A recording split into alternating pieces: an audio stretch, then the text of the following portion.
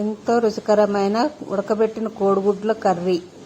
అంటే ముక్కలు ముక్కలుగా కట్ చేసుకొని అలా ఉల్లిపాయలన్నీ తరుక్కొని బాగా వేయించుకోవాలన్నమాట. అవి ఎర్రగా దోరగా వేయించుకున్న తర్వాత కొంచెం కరివేపాకు కూడా వేసేయాలి.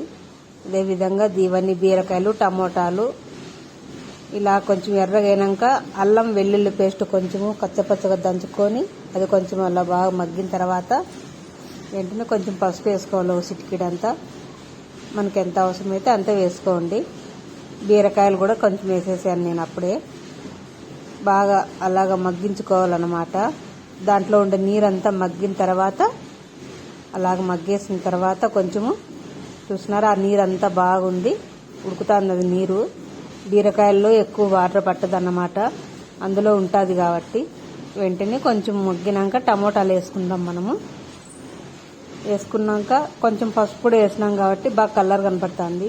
అదేవిధంగా కోడిగుడ్లు ఉడకబెట్టుకొని ముక్కలుగా కట్ చేసుకుని ఎల్లో కలర్ అంతా తీసేసి పక్కన పెట్టేశారనమాట. ఇదో రకం టేస్ట్.